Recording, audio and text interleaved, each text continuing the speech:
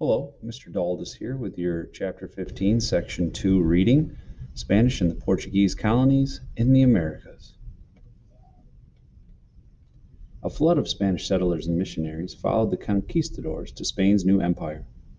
Wherever they went, they established colonies, claiming the land and its people for their king and church. When there was resistance, the newcomers imposed their will by force. Over time, however, a new culture emerged that reflected European, Native American, and African traditions. Ruling the Spanish Empire. By the mid 1500s, Spain claimed a vast empire stretching from California to South America.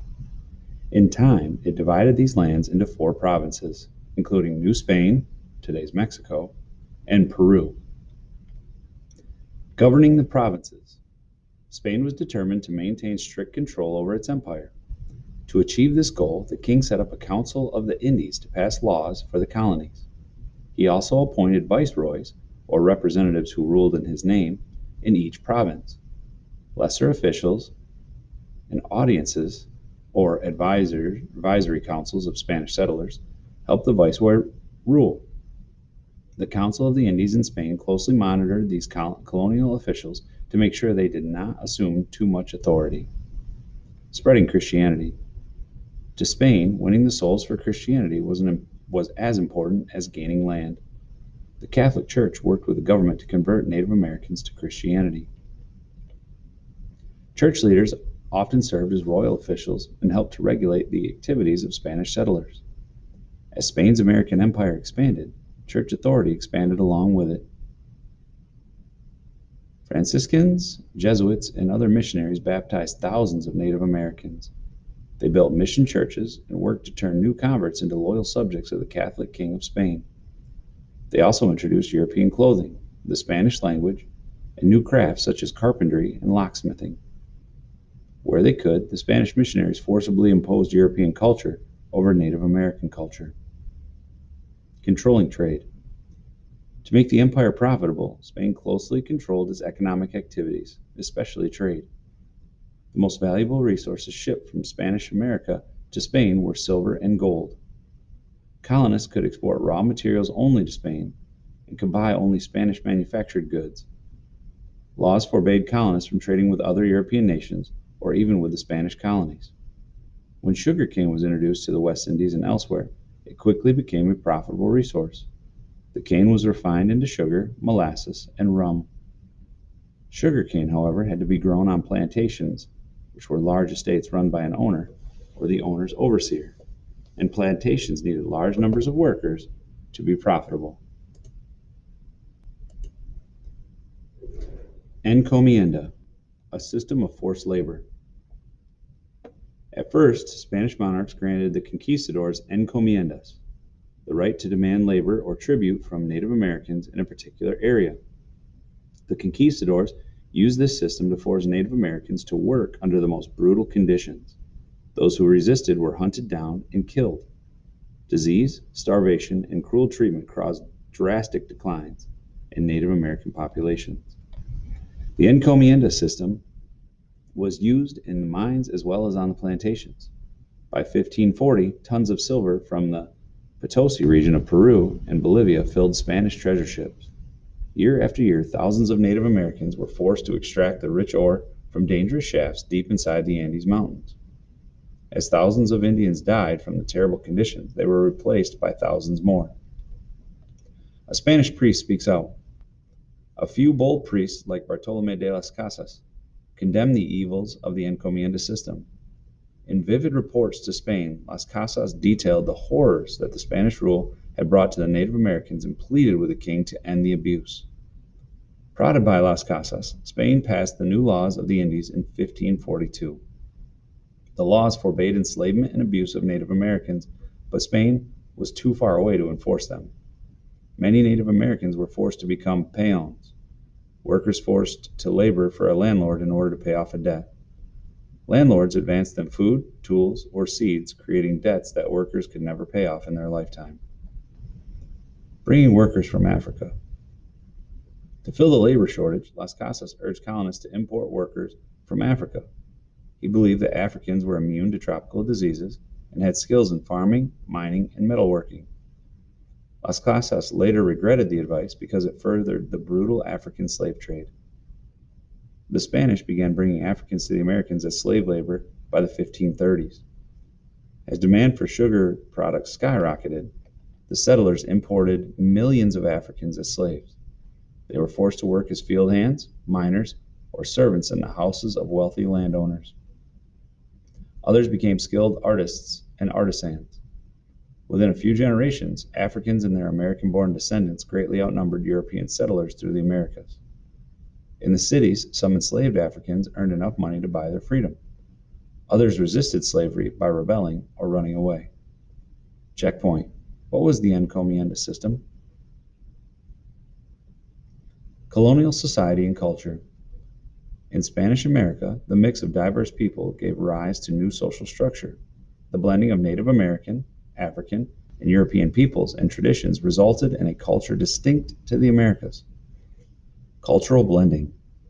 Although Spanish culture was dominant in the cities, the blending of diverse traditions changed people's lives throughout the Americas. Settlers learned Native American styles of building, ate foods native to the Americas, and traveled in Indian-style canoes. Indian artistic styles influenced the newcomers. At the same time, Europeans taught their religion to Native Americans. They also introduced animals, especially the horse, thereby transforming the lives of many Native Americans. Africans contributed to the cultural mix with their farming methods, cooking styles, and crops. African drama, dance, and song heightened Christian services. In Cuba, Haiti, and elsewhere, Africans forged new religions that blended African and Christian beliefs. A layered society. Spanish colonial society was made up of distinct social classes. At the top were the peninsulares, people born in Spain. The term peninsular refers to the Iberian Peninsula, on which Spain is located. Peninsulares filled the highest positions in both colonial governments and the Catholic Church. Next came Creoles, American-born descendants of Spanish settlers. Creoles owned most of the plantations, ranches, and mines. Lower social groups reflected the mixing of populations. They included mestizos, people of Native American and European descent, and mulattoes, people of African and European descent. Native Americans and people of African descent formed the lowest social classes. Lively towns and cities. Spanish settlers generally lived in towns and cities. The population of Mexico City grew so quickly that by 1550 it was the largest Spanish-speaking city in the world. Colonial cities were centers of government, commerce, and European culture. Around the central plaza or square stood government buildings and a Spanish-style church. Broad avenues and public monuments symbolized European power and wealth. Cities were also centers of intellectual and cultural life. Architectures and painting, as well as poetry and the exchange of ideas, flourished in Spanish cities in the Americas. Emphasizing education. To meet the church's need for educated priests, the colonies built universities. The University of Mexico was established as early as 1551. A dozen Spanish-American universities were already educating young men long before Harvard was founded in 1636 as the first college in the 13 colonies. Women wishing an education might enter a convent. One such woman was Sor Juana Inés de la Cruz. Refused admission to the University of Mexico because she was female, Juana entered a convent around the age of 18. There she devoted herself to study and writing of poetry. She earned a reputation as one of the greatest poets to ever write in the Spanish language. Checkpoint. What was the role of the church in colonial education? The Portuguese colony in Brazil. A large area of South America remained outside the Spanish Empire. By the Treaty of Tordesillas in 1494, Portugal claimed its empire in the east, Brazil. Settling Brazil. As in the Spanish Empire, the Native Americans who lived in Brazil, the Tupian Indians, had been largely wiped out by disease. In the 1530s, Portugal began to issue grants of land to Portuguese nobles, who agreed to develop the land and share profits with the crown. Landowners sent settlers to build towns, plantations, and churches. Unlike Spain's American colonies, Brazil offered no instant wealth from silver or gold. However, early settlers cut and exported Brazil wood. The Portuguese named the colony after this wood, which was used to produce a valuable dye. Soon they turned to plantation agriculture and raising cattle. Like the Spanish, the Portuguese forced Indians and Africans to clear land for plantations. As many as 4 million Africans were sent to Brazil. As in Spanish America, a new culture emerged in Brazil that blended European, Native American, and African elements. Challenging Portugal and Spain. In the 1500s, the wealth of the Americas helped make Spain the most powerful country in Europe, with Portugal not far behind. The jealous English and Dutch shared the resentment that French King Francis I felt when he declared, "I should like to see Adam's will," wherein he divided the earth between Spain and Portugal. To get around these countries' strict control over colonial trade, smugglers traded illegally with Portuguese and Spanish colonists. In the Caribbean and elsewhere, Dutch, English, and French pirates preyed on treasure ships from the Americas.